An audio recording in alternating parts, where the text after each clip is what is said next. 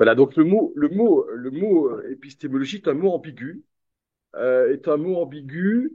Je vais le prendre dans un sens anglo-saxon où il s'agit de réfléchir sur nos croyances.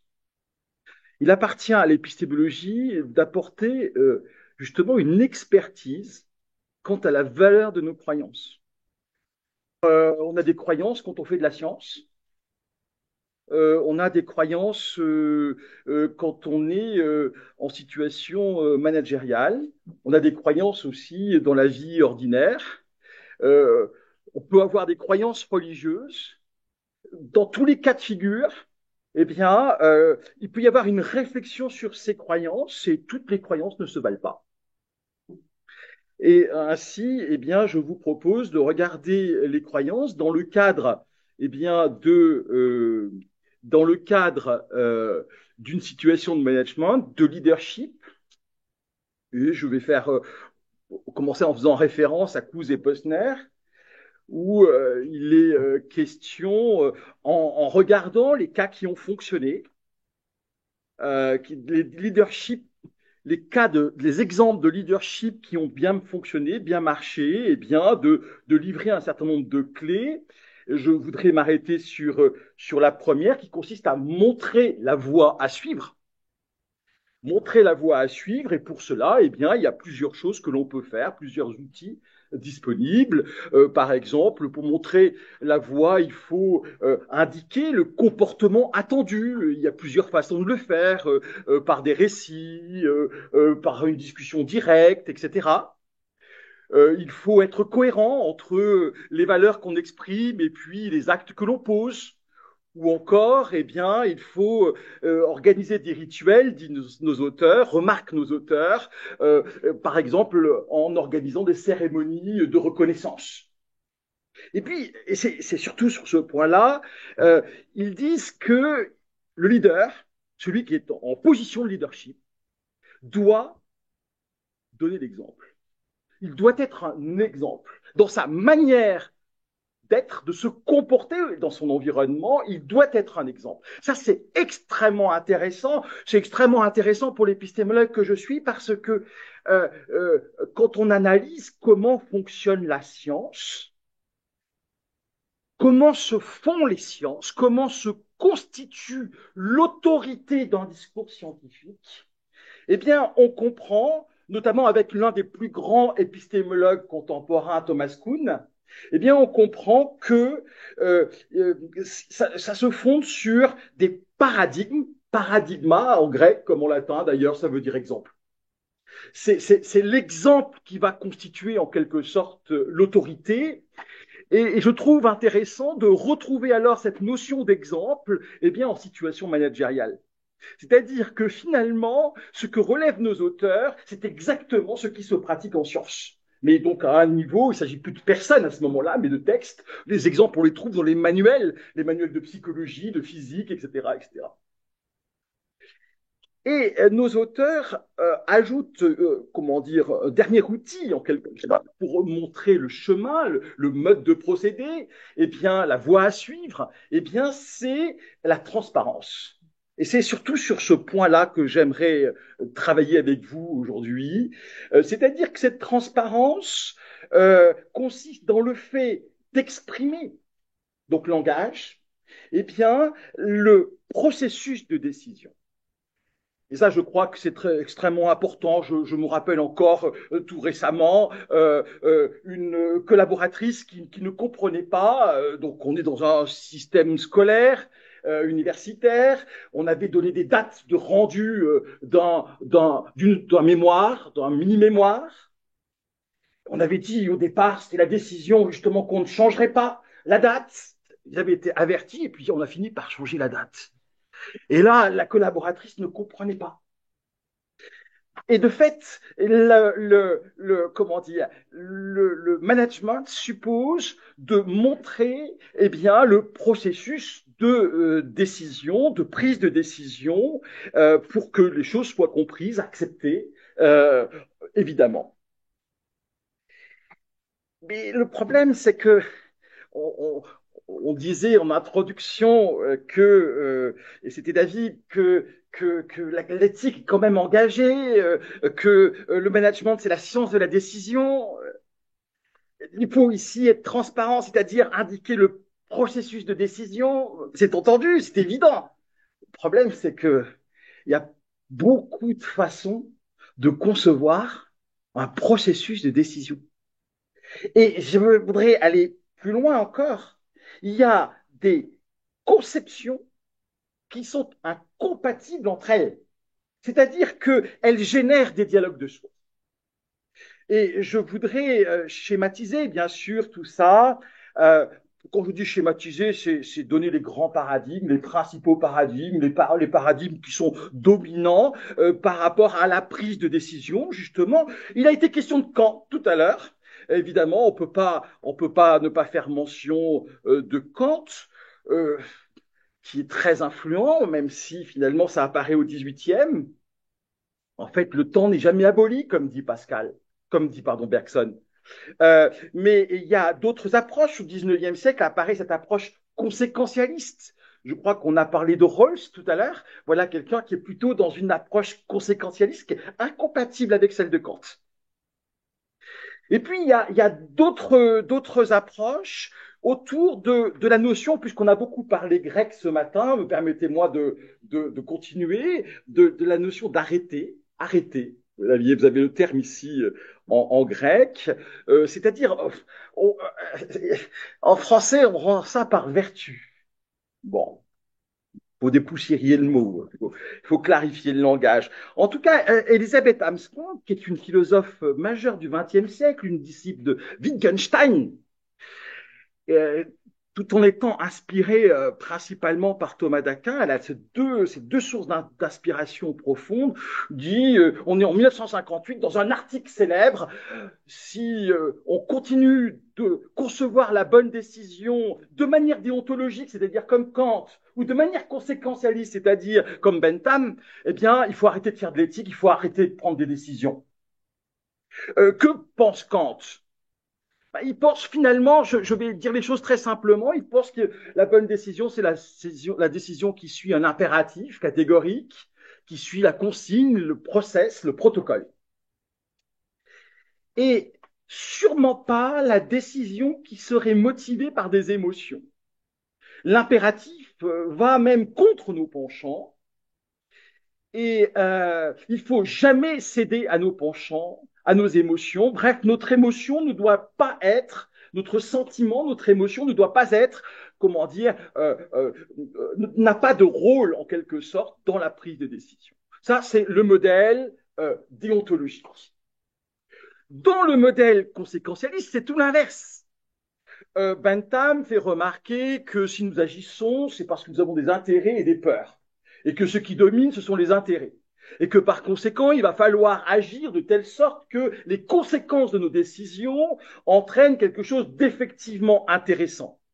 Pour Bentham, qui propose une forme d'hédonisme, pardon, eh bien, ce qui est intéressant pour tous, c'est le plaisir, une émotion, et ce plaisir, pour être moral, c'est-à-dire non égoïste, eh bien, il ne doit pas être simplement mon plaisir, mais le plaisir du plus grand nombre. Et donc, il faut que la conséquence, ce à l'aune de quoi il s'agit de juger toute chose, eh bien, c'est que mon action permette le maximum de plaisir pour le maximum de personnes. Voilà une approche conséquentialiste qui aujourd'hui est tout à fait pratiquée.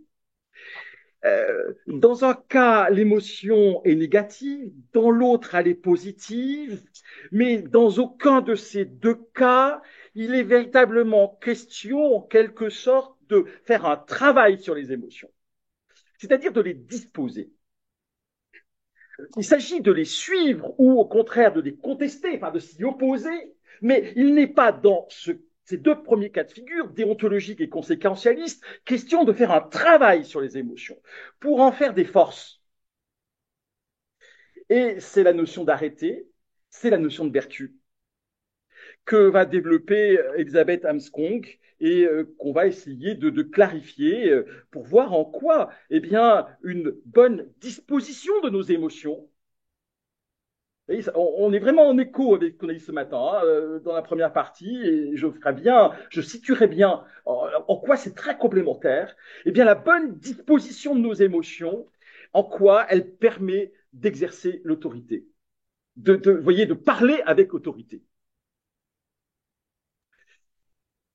Alors, la personne qui a eu plusieurs, je ne vais pas vous faire tout l'historique comment dire, du courant initié par Elisabeth Amsconc, mais je dirais en épistémologie, eh bien, c'est outre Sosa, c'est James Mountmarket qui va proposer des exemples extrêmement intéressant. Alors, partons des exemples, et puis ça nous permettra de donner les principes. Il donne l'exemple, vous voyez, une croyance est valable si on apporte la garantie d'une ouverture d'esprit. Une croyance est valable s'il y a une forme de sobriété intellectuelle. Ou encore, une croyance est valable si il y a eh bien, un courage intellectuel. Alors, on pourrait évidemment dire beaucoup de choses sur cette ouverture d'esprit, mais vous voyez, l'ouverture d'esprit, c'est le contraire de la partialité. Quelqu'un qui n'est pas ouvert d'esprit, c'est quelqu'un qui écoute ce qui lui plaît, mais ne veut pas écouter ce qui lui déplaît, ce qui ne va pas dans son sens. Ça donne des biais de confirmation, d'ailleurs, tout simplement. Il est sûr que quelqu'un qui montre une ouverture d'esprit gagne en autorité. Dans la sobriété intellectuelle, c'est un peu la même chose en quelque sorte. On peut décrire cette sobriété de plusieurs façons, mais vous voyez, c'est qu'est-ce qui fait que j'adhère à une croyance? Est-ce que j'y adhère parce que cela me plaît? Ou est-ce que j'ai suffisamment réfléchi aux raisons qui justifient, valident, garantissent cette croyance? Quelquefois, quand on regarde bien nos croyances, finalement, la seule motif, c'est que ça nous plaît ou que ça nous déplaît. Ça nous satisfait ou ça nous satisfait. Alors, voilà, quelque chose Par exemple, un exemple très concret, souvent il y a des gens qui disent: Ah, moi j'aime tel auteur. Tel auteur parce qu'il l'a compris.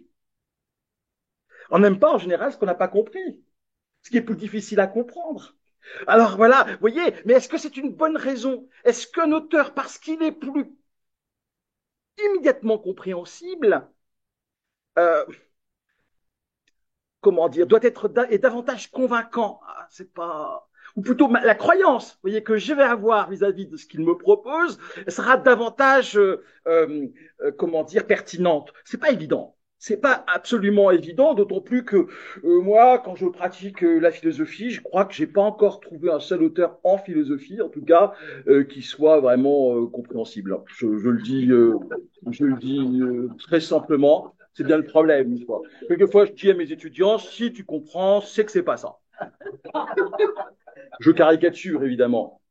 Je caricature parce qu'en réalité, c'est toujours dans un entre-deux. C'est à la fois on comprend et on comprend pas tout.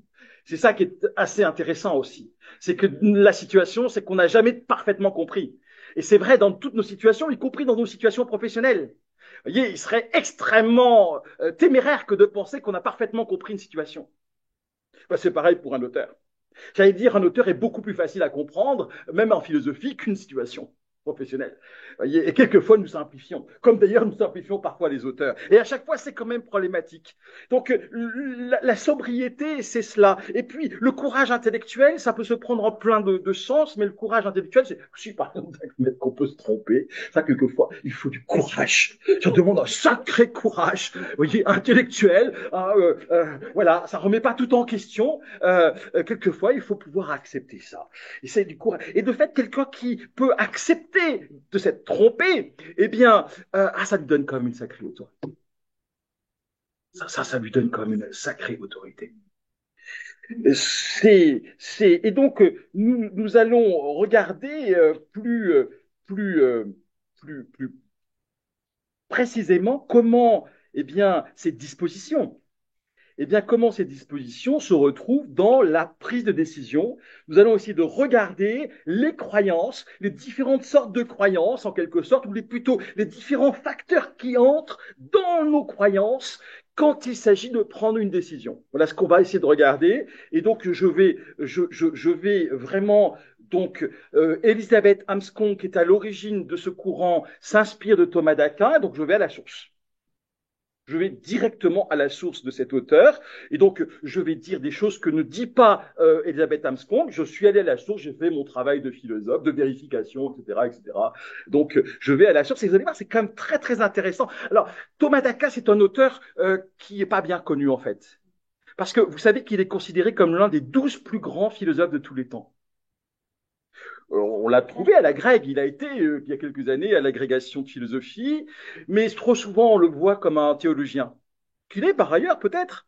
Par ailleurs, ça n'empêche pas qu'il est également un philosophe, un grand philosophe, et il a une caractéristique, c'est que sans jamais tomber dans l'éclectisme, sans jamais proposer un patchwork, il va s'inspirer de ceux qui l'ont précédé, et je crois de tous ceux qui sont disponibles. Il fait pas de choix, il fait pas un tri, il dit pas, bah, lui il pense bien, lui il est chrétien, lui il n'est pas chrétien. L'un des auteurs les plus cités, c'est Averroès, par exemple. Vous voyez, qui n'est pas reconnu comme étant chrétien. Alors, là, vous retrouvez donc sur cette question donc de la prise de décision. Je suis dans son ouvrage qui est un ouvrage pour débutants, la somme de théologie. Les choses y sont un peu plus simples qu'ailleurs, mais je crois que les choses ont été creusées aussi ailleurs. Eh bien, regardez les auteurs. Cicéron, ah tiens, un stoïcien. Ah, superbe. Plotin, ah, un néoplatonicien. Et puis Aristote. Aristote, sachant que les néoplatoniciens ont pour conception, si vous voulez, qu'on ne doit jamais opposer Aristote et Platon.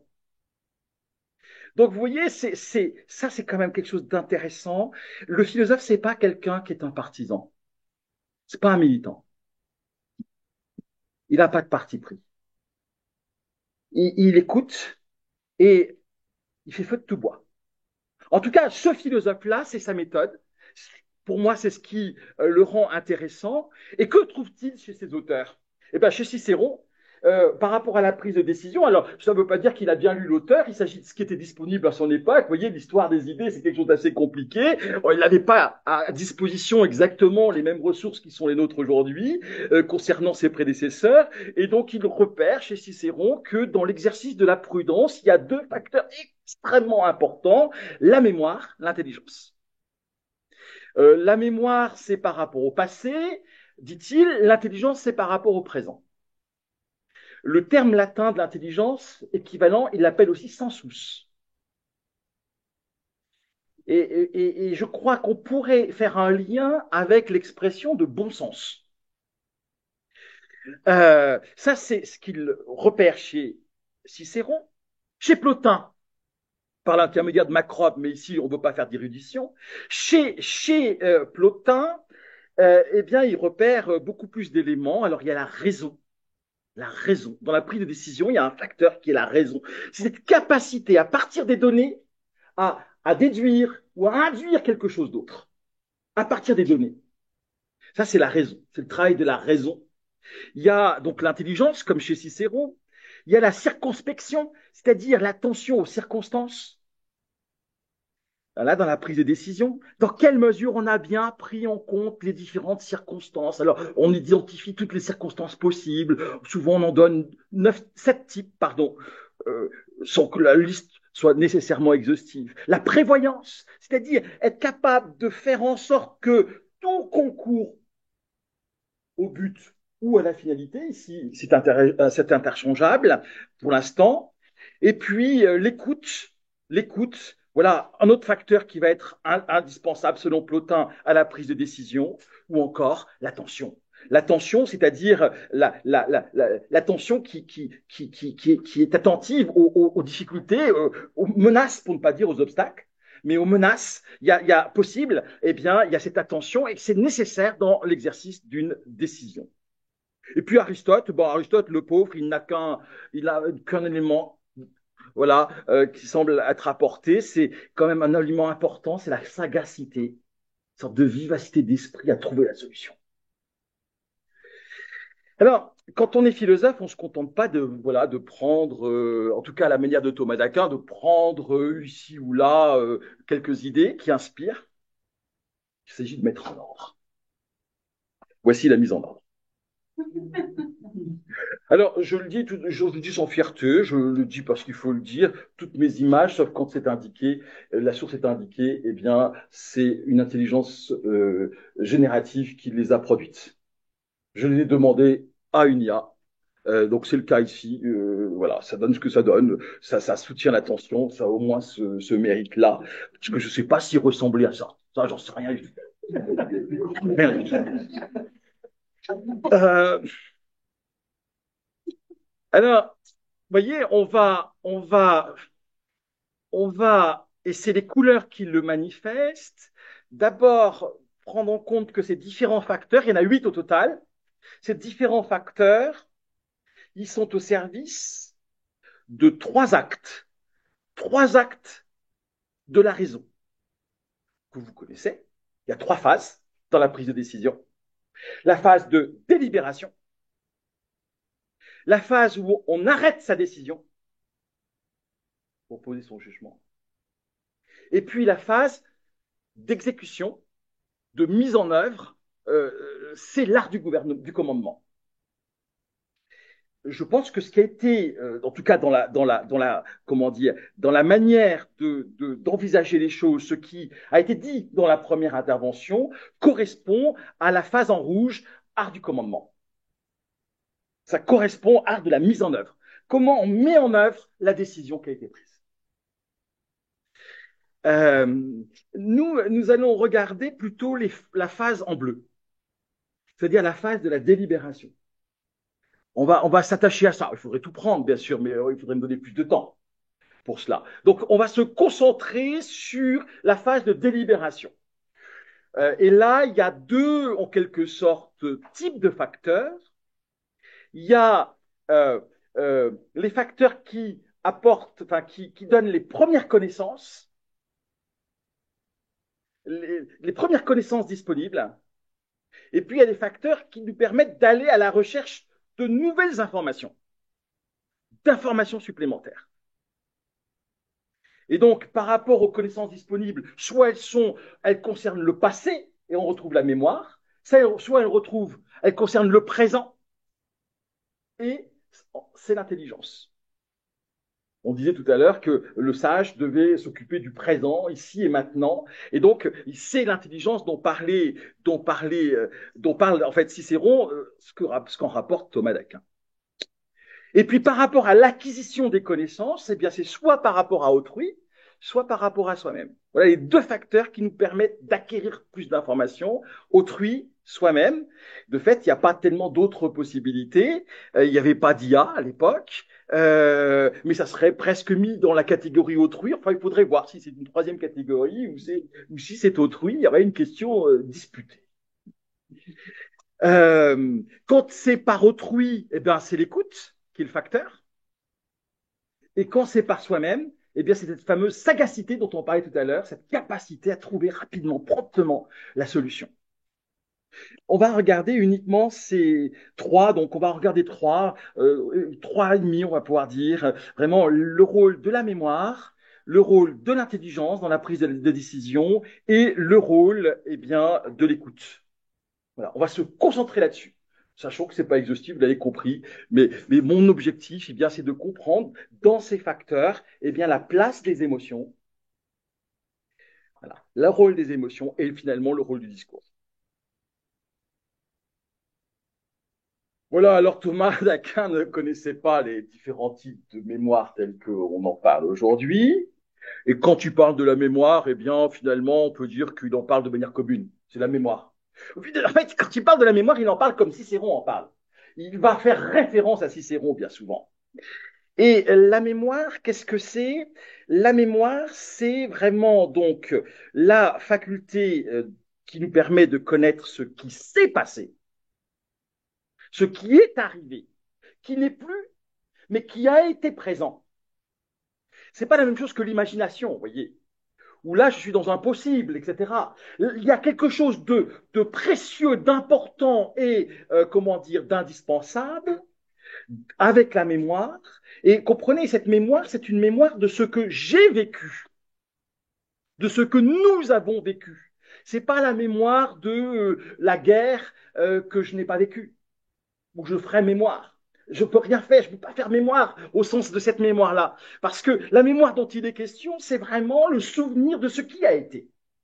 Et là, c'est quelque chose qui apparaît comme indispensable dans la prise de décision. J'ai un exemple, on a ici, je suis toujours dans un contexte universitaire, de cours pour les étudiants, prenons une question qu'on peut se poser, une décision à prendre. Faut-il permettre à des étudiants de licence l'usage des ordinateurs en cours? Ah, on pourrait dire, bah, évidemment, enfin, au XXIe siècle quand même. Ils auront besoin par la suite, il faut bien qu'ils apprennent à taper, etc. Oui, mais j'ai en mémoire J'ai en mémoire le fait qu'à l'improviste, je suis passé dans une salle de cours et évidemment, il n'y avait pas de bruit. Ils étaient en train de regarder un film où chacun, pendant que le professeur essayait de parler tranquillement, de manière stoïque, semble-t-il. Exemple vraiment vécu. Ah bah, du coup, j'entends bien, mais du coup, moi j'entends bien, moi je suis pour l'usage des ordinateurs. Ou alors à ce moment-là, on enlève le prof, on met un hologramme, ou, enfin il faut aller jusqu'au bout du progrès, parce que c'est quand même délicat que de faire venir quelqu'un pour que des personnes fassent l'apparence, donnent l'apparence de suivre, alors qu'ils ne suivent pas. J'imagine de vous donner un petit coup d'œil de temps en temps, je ne sais pas ce qu'il faisait, je ne sais pas comment il faisait. En tout cas, le professeur ne l'avait pas remarqué. Bon, donc la question, elle se pose. Vous voyez, la mémoire, elle va permettre dans un premier temps de poser les problèmes. Ce n'est pas un problème fictif. De fait, certes, on voudrait mettre des ordinateurs, il serait souhaitable d'eux, mais c'est un fait constaté et qu'on a en mémoire. La mémoire, c'est aussi plus que ça. Il ne faut pas que je sois trop bavard, parce qu'on pourrait en parler très longuement, mais la mémoire, c'est aussi ce qui donne l'expérience. Pour un auteur comme Thomas d'Aquin, à la suite d'Aristote, l'expérience n'est rien d'autre que le résultat d'une multiplicité de souvenirs, plusieurs fois répétés, d'une même chose. Et alors, cette expérience, eh bien, elle apporte une information, une connaissance qui, dans la prise de décision, est extrêmement, extrêmement important. Donc la mémoire va être là pour délibérer, et donc poser les problèmes, et elle aura aussi un rôle pour essayer d'apporter des solutions, notamment grâce à cette mémoire développée, on pourrait presque dire, qui est l'expérience. Alors là, je pris un exemple, bon, je ne suis pas fier, je trouve ça sympathique en même temps. C'était sur les réseaux sociaux, un certain Théo Douès, que je ne connais pas, si ce n'est par le fait qu'il est à Sciences Po Toulouse, et c'est très bien. Il publie, voilà, en disant que, eh bien, les diapositives, alors vous voyez, vous sentez voilà, j'utilise un PowerPoint hein, pour vous dire que les diapositives PowerPoint sont toxiques pour l'éducation. Je me suis dit, c'est quand même sympathique parce que, voilà, il fallait quand même que j'ai conscience que j'étais toxique pour vous en faisant l'usage de mon PowerPoint. En tout cas, voilà ce qu'il dit. Et puis, vous voyez, et puis il explique, alors, les slides empêchent d'avoir des raisonnements compliqués. Alors ça, c'est vrai, ça. Entre nous, ça c'est vrai. Vraiment, ça a été bien vu par Jean-François Lyotard. Faut pas que je développe trop, mais ça c'est vrai. Quand je vois en philosophie qu'un raisonnement quelquefois se tient sur 500 pages, un seul et même raisonnement, c'est sûr que dans mon petit transparent, si vous permettez l'expression, vous voyez, je suis d'une vieille école, eh bien, ça simplifie un peu quand même, hein. Ça simplifie un peu. De facto, c'était l'idée de la postmodernité d'ailleurs. On ne pourrait plus, n'ayant plus vraiment accès à l'écrit, mais plutôt à Internet, à l'ordinateur, on ne pourrait plus avoir une pensée aussi complexe. Comment dire, notre manière de penser et de réfléchir, elle est changée. On changeait d'air. Finalement, c'est ce que dit Jean-François Lyotard dans La condition postmoderne. Et je crois qu'il a raison. Et les slides, eh bien, c'est vrai, simplifient de fait. Et puis, il dit ça pénalise les bons profs. Alors, ça, je sais pas, parce qu'on pourrait être un bon prof en utilisant un slide, mais voilà ce qu'il constate, en tout cas affirme, et cela vide les amphis. Alors, pas à l'IPC, parce que l'IPC, ils ont trouvé la solution, ils regardent un film. C'est arrivé une fois, bon, mais quand même, ça m'a traumatisé, n'est-ce pas? Alors, enfin, c'est arrivé une fois, je l'ai constaté une fois, la vérité est là. Voilà. Et donc, le point, c'est que, vous voyez, avec une information comme ça, ce qui est sûr, c'est que, ah, je vais m'en souvenir, hein. Puis après, attendez, c'est parce que vous pourrez vous dire, oui, mais monsieur est en management, nous. Alors, il ajoute, le caractère toxique est aussi vrai dans la vie professionnelle. Ah ben voilà, comme ça, c'est bon. C'est bien pertinent pour notre matinée. On s'en souvient parce que d'abord, c'est plutôt désagréable comme propos. Moi qui ai passé du temps à faire mon PowerPoint, à préparer mes toxiques. Je me sens comme un pharmacien. Le pharmacone, hein, c'est un produit toxique. Mais qui est aussi un remède. Alors, il aurait pu peut-être ajouter. En tout cas, vous voyez, et puis, alors, qu'est-ce qu'on trouve dedans? Je ne vais pas faire un commentaire. Ben, on trouve exactement ce que dit Cicéron pour renforcer la mémoire. Et en fait, pour renforcer la mémoire, il y a 4 choses. Il y a, premièrement, il faut toujours des exemples concrets. Voilà, on a l'exemple du PowerPoint, qui est un exemple concret. Des exemples concrets inhabituels. Concrets et inhabituels. Inhabituels, pourquoi? Parce qu'alors, ça va étonner, ça va surprendre. Et je crois qu'un autre épistémologue, un autre très grand épistémologue du XXe siècle, cette fois-ci Karl Popper, dont vous avez tous entendu parler, dit que la science démarre toujours, comme c'était déjà le cas chez les Grecs, par l'étonnement. Et il dit, c'est dans toute vie une solution de problème, et il dit, on ne peut faire aucune observation sans étonnement. Je pense que ça ne fonctionne pas conscience. On ne peut faire, oh, c'est pas l'observation qui est première, c'est l'étonnement. Or, de quoi est constitué l'étonnement? L'étonnement, c'est Platon, hein, premièrement, c'est dans le Théétète, c'est Platon. De quoi est constitué? Platon dit très clairement, l'étonnement, c'est un sentiment, c'est une émotion qui est un mélange de crainte et de désir. De crainte et de désir. Je ne développe pas, je veux simplement montrer que la mémoire est renforcée ici par l'émotion, ce que va confirmer bien sûr la psychologie, mais on n'a pas attendu, évidemment, pour le constater et pour l'affirmer. Deuxième affirmation, pour confirmer, consolider la mémoire, c'est le fait d'ordonner, de mettre de l'ordre, de mettre en ordre. Et là, c'est très très bien mis en ordre. Si on regarde simplement les points bleus, eh bien, le premier point, c'est le message. Après, c'est l'émetteur du message, le professeur, et enfin le récepteur, c'est-à-dire celui qui, l'étudiant. Et donc, pour l'ensemble des cas de figure en situation d'enseignement, eh bien, le PowerPoint est toxique. Voilà ce qu'il est en train de dire. Et ça, une fois qu'on a compris la mise en ordre, on le retient tout le temps. C'est facile à retenir. Vous voyez, c'est pas une liste comme ça aléatoire. Et puis, il dit, ce qui favorise la mémoire, c'est l'attention et le sentiment. Et ça, c'est vrai. Ça, c'est vrai. C'est une expérience qu'on a. Il y a des personnes qui mémorisent moins bien. Alors, il y a plein de raisons, mais quand même, quand il y a une certaine émotion, la bonne émotion qu'il faudrait qualifier d'ailleurs, eh bien, les choses se marquent. On le voit notamment quand il y a un traumatisme, remarquez, où là, il y a une émotion très forte et ensuite, eh bien, les représentations demeurent. On voudrait plus qu'elles soient là, mais elles sont encore là, etc. Bref,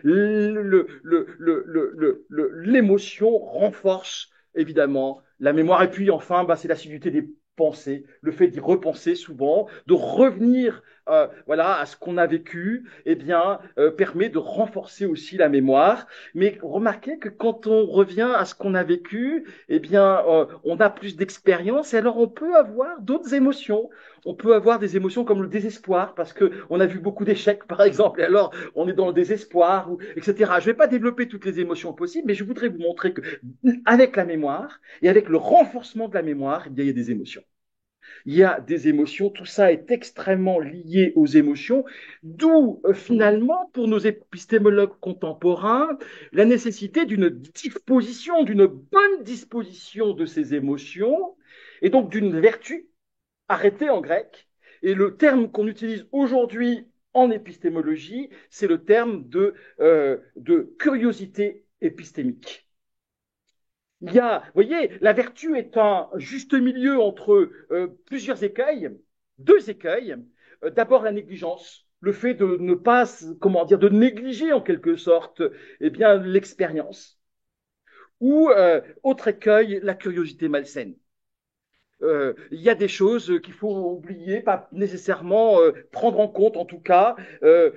Si elle n'est pas malsaine, elle est pour le moins déplacée. Et la curiosité épistémique, qui est quelque chose qui est très étudié notamment en psychologie cognitive, eh bien, la curiosité épistémique est vraiment quelque chose d'important qui vient en fait disposer mes émotions et qui va servir à la prise des décisions. Je dirais quelqu'un qui est épistémiquement curieux, qui sait le montrer par le langage, eh bien, c'est quelqu'un qui va gagner en autorité. Moi, j'ai des exemples comme ça. Je veux me permettre vraiment. Je me rappelle d'un professeur de psychologie. Il n'avait pas de doctorat.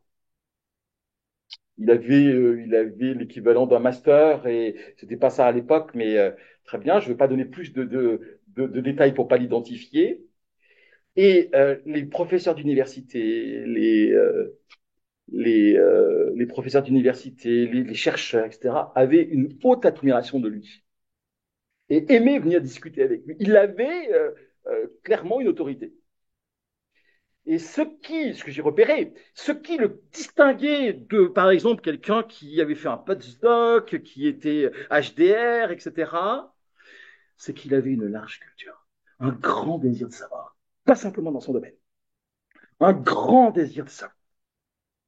Il avait clairement, en tout cas dans ce cas-là, eh bien, une curiosité épistémique et je pense que c'est quelque chose qui eh bien, favorise la mémoire et quelque chose surtout qui est extrêmement important dans la prise de décision comme élément et comme facteur. Et cela va se traduire en langage. Quand on interprète nos souvenirs, eh bien, on raconte des histoires. On raconte, il y a une histoire, il y a un narratif qu'on raconte, ça vous le savez. L'histoire est source de valeurs communes partagées. Et là, ici, vous avez reconnu, peut-être pas, parce que l'IA est quand même ce qu'elle est, ou j'ai peut-être pas très bien prompté, Archimède dans sa baignoire, qui est en train de chercher la solution pour savoir si la couronne du roi est en or ou pas. Et vous savez comment ça se finit? Alors, il y a la légende qui raconte qu'il va sortir en criant Eureka, oubliant de mettre autour de lui une serviette, apparaissant ainsi dans les apparats les plus naturels aux yeux de tous. Mais comment dire, cette histoire que l'on raconte d'Archimède, où il va trouver la poussée d'Archimède, eh bien, la solution pour dire si la couronne n'est pas qu'en or, en quelque sorte, eh bien, cette histoire, eh bien, elle est intéressante parce que elle voyait dans une prise de décision, par exemple, si je rappelle ça, eh bien, ça veut dire qu'attention, il faut la mémoire, il faut bien sûr la mémoire, c'est très important, la mémoire c'est indispensable, mais c'est loin d'être suffisant. Il faut rééquilibrer la mémoire. Si je regarde simplement ce qui s'est passé, je ne trouverai peut-être pas de nouvelles solutions. Il faut aussi, au-delà de la mémoire, un autre facteur. C'est ça finalement que nous dit Archimède, en tout cas la légende autour d'Archimède. Il faut la sagacité, c'est-à-dire une certaine vivacité à trouver la bonne solution. Eureka! Et je crois qu'il y a un bel équilibre ici.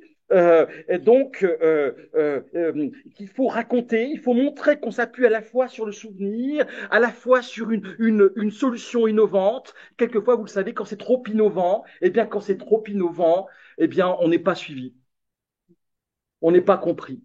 Et ça, Thomas Kuhn le montre bien quand même. C'est-à-dire que si on veut être suivi, il faut montrer, il faut le comparer à ce qui a été. Il faut montrer que c'est comparable à quelque chose dont on se souvient et qui a fonctionné.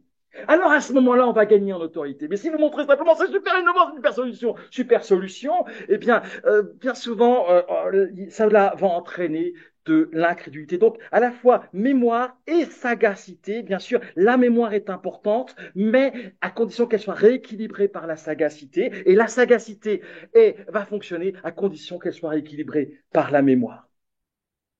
Il y aurait beaucoup, beaucoup de choses encore à dire, mais je voudrais maintenant regarder le deuxième facteur. Mon premier, c'était la mémoire. On a vu qu'elle était liée à l'émotion, on a vu qu'elle supposait un narratif dans la prise de décision, que finalement mes souvenirs, cela se raconte, et il faut montrer qu'on va équilibrer entre ce qui a été vu, ce qui est connu, et les nouvelles solutions innovantes, mais euh, euh, il faut aussi une intelligence.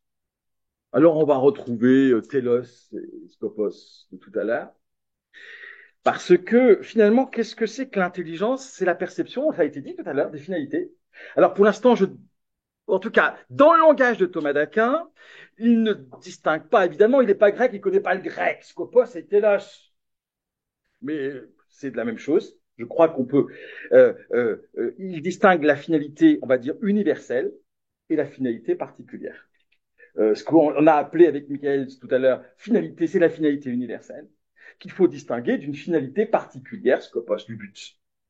Donc, je crois que sous ce rapport-là, on est très proche. Et en tout cas, il hérite de Cicéron pour poser ça ici. Et l'intelligence, c'est pas la capacité à saisir la finalité universelle, mais c'est la capacité à saisir, eh bien, la finalité particulière. Et là, vous avez reconnu, Lia a fait ça très bien. J'ai mis le mythe de Sisyphe de Camus. Voilà, je mets une représentation, une illustration du mythe de Sisyphe. Alors, vous savez, il raconte qu'il roule sa pierre jusqu'au sommet d'une montagne, et puis la pierre retombe, et donc il faut qu'il remonte à nouveau la pierre, et puis elle retombe, et il faut, à la fin, imaginer Sisyphe heureux. C'est Camus qui dit ça. Euh, c'est intéressant parce que vous avez vu, là, il n'y a pas de télos. C'est l'absurde. Camus est un philosophe de l'absurde. Il n'y a pas de télos. Camus, c'est pareil. C'est un philosophe qui s'est inspiré des Grecs. Vous voyez, il serait erroné de penser qu'il faut étudier les auteurs contemporains sans connaître l'histoire de la philosophie.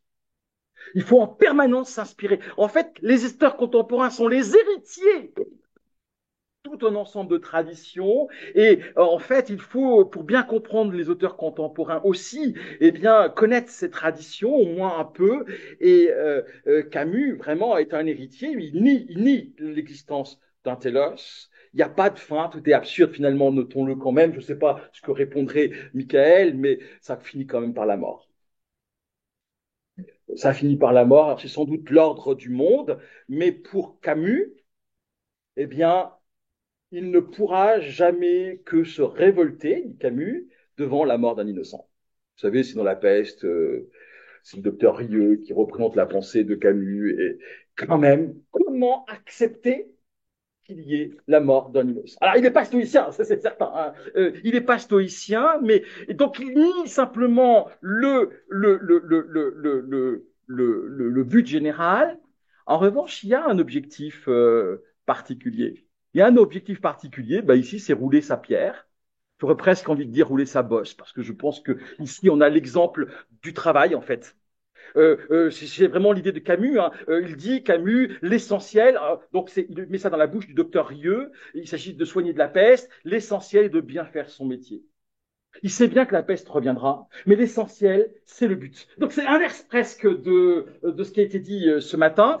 Ça ne veut pas dire qu'on ne va pas pouvoir puiser et s'inspirer des deux. C'est l'inverse de ce qui a été dit. La finalité sera jamais atteinte. Jamais, il n'y en a pas en fait. Il n'y en a pas. Il n'y a pas de logos en quelque sorte. Hein. C'est vraiment ce que dit Camus. Sinon, ça serait trop révoltant. La mort d'un innocent est insupportable.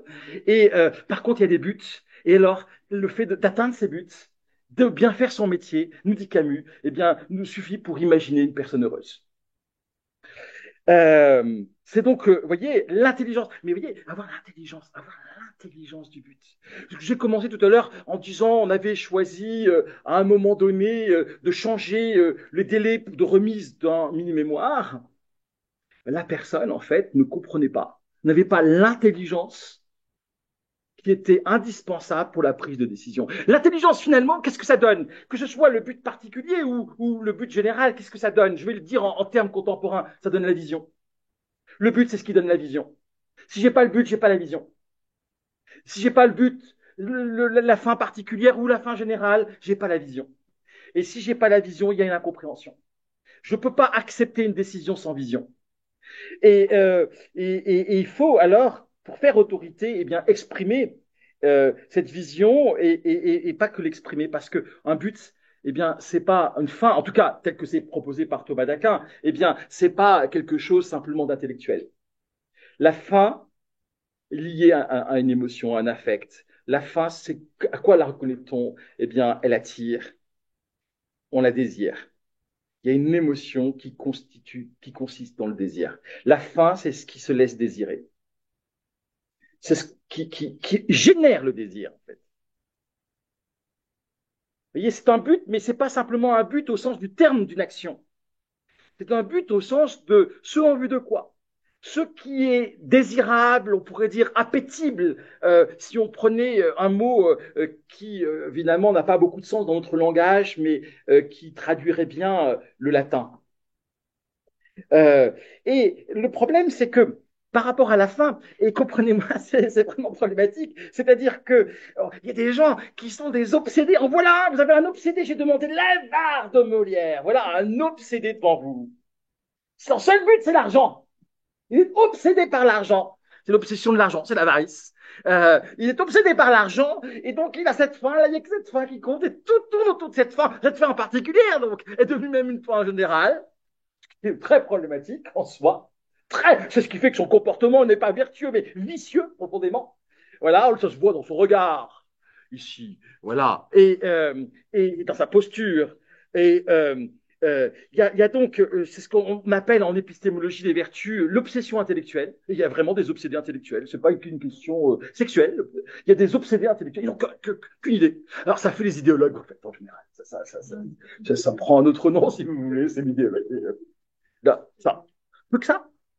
Et donc ensuite, eh bien, il y a d'autres qui n'ont pas de but vraiment, ou qui ont plein de buts, qui changent tout le temps, qui changent en permanence, c'est la dispersion. On peut être aussi complètement dispersé. Et ça, pour nos étudiants, par exemple, vous voyez, il y a un travail à faire. Voilà. Il y a un travail à faire sur la finalité. Il y a un travail à faire sur la finalité, parce qu'il y a des questions. C'est est-ce que la finalité, c'est quelque chose que je me donne? Est-ce que la finalité, c'est quelque chose que je découvre? Ça, c'est une vraie question. Il ne faut pas aller trop vite. C'est vrai qu'on aurait envie de dire, c'est une finalité, je me donne la finalité. Est-ce que ce ne sont pas les moyens qu'on se donne? On se donne les moyens. Et la finalité, c'est justement à quoi va servir le moyen. Là, on a dit tout à l'heure que la vision, pardon, la connaissance de la finalité donnait une vision. Ben, la vision, c'est pas ce que je donne, c'est ce que je découvre. Et puis, ayant la vision, je cherche comment aller là où je me représente, pouvoir aller. Il y a une grande question, et je dirais que alors je vais passer très vite, mais c'est le discours. Il y a vraiment, sur l'intelligence, pour développer l'intelligence de la situation, on pourrait presque dire, eh bien, il faut discuter. C'est la discussion. Là, il y a tout un travail de discussion. Je crois que c'est le travail du dialogue, de la dialectique, de la discussion pour créer une vision, pour saisir une bonne vision. En fait, le problème de la fin, c'est qu'il faut qu'elle soit pertinente. Vous voyez, la bonne disposition de notre désir, c'est quand on a une pertinence intellectuelle, quand on saisit la bonne fin. Il ne s'agit pas d'avoir des fins, il s'agit d'avoir la bonne fin. Par exemple, dans la discussion, y a un client qui m'a passé une commande, j'ai trouvé qu'il m'était possible de comment dire, répondre à cette demande. Alors par conséquent, eh bien, suite à cette discussion très simple, eh bien, c'est devenu ma fin. Et moi, je dois trouver les moyens. La vision, c'est quelque chose qui comment dire, se constitue en quelque sorte dans le cadre d'une discussion. Ça, voilà, je ne peux pas développer plus, mais c'est un point important. Alors là, je vous dis simplement ce que je voulais développer, sinon on va se trouver dans le cas de figure s'il n'y a pas la discussion de l'âne de Buridan, le pauvre. Et il a autant envie de boire que de manger, et finalement il ne fait rien.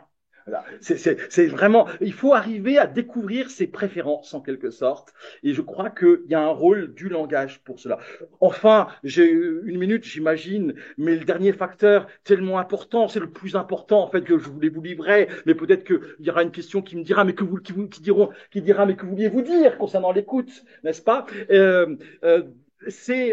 L'écoute, c'est vraiment, comment dire, aujourd'hui on parle de l'écoute active, mais je crois qu'il faudrait écouter ce que disent les philosophes sur l'écoute.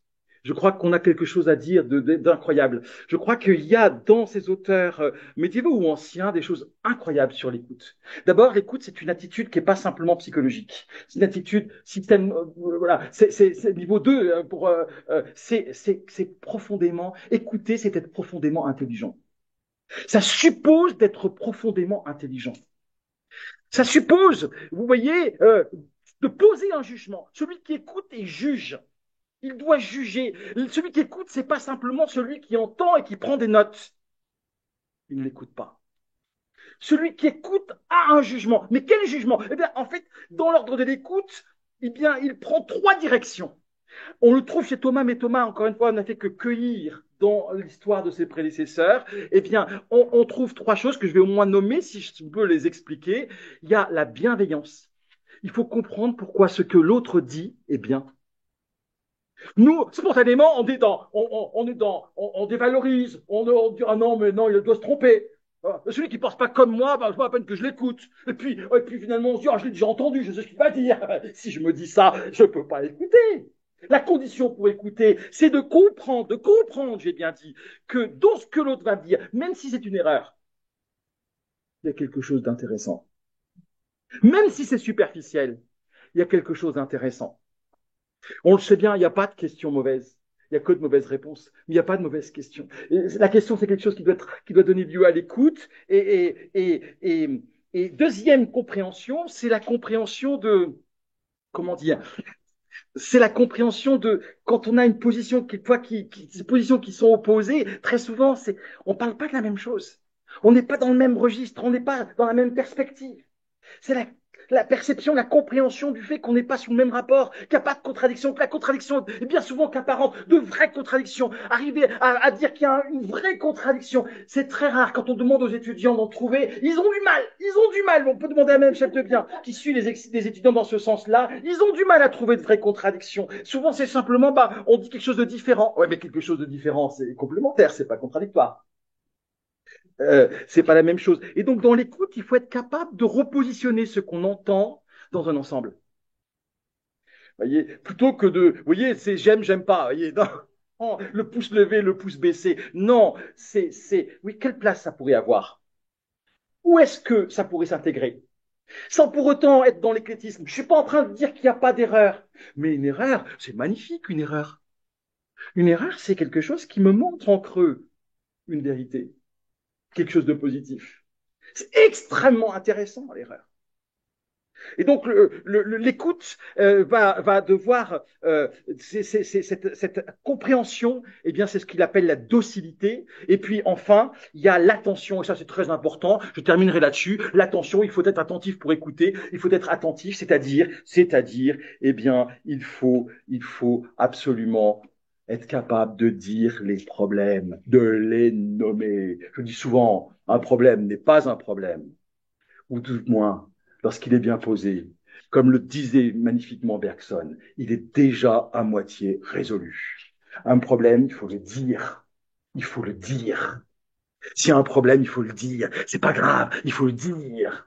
Et ça, c'est l'attention, c'est être capable de saisir les problèmes et de les nommer. Et de les nommer, on voit bien ici le langage, mais vous comprenez, et je termine là-dessus, ça suppose une vertu. Ça suppose d'être impartial. C'est-à-dire qu'il ne suffit pas d'écouter, ça suppose cette fameuse ouverture d'esprit que j'évoquais tout à l'heure, il ne suffit pas d'écouter les uns et pas les autres. Il s'agit d'écouter tous. Et de rendre utile, en quelque sorte, ce que chacun peut dire. Et ça, eh bien, c'est donc ce que les épistémologues appellent l'impartialité intellectuelle. Je crois que cette écoute, eh bien, elle s'exprime dans le langage. Écouter, eh bien, c'est ce que je vais faire maintenant, parce que écouter, c'est questionner. Je crois qu'il faut que je m'arrête, et donc je vous laisse me questionner.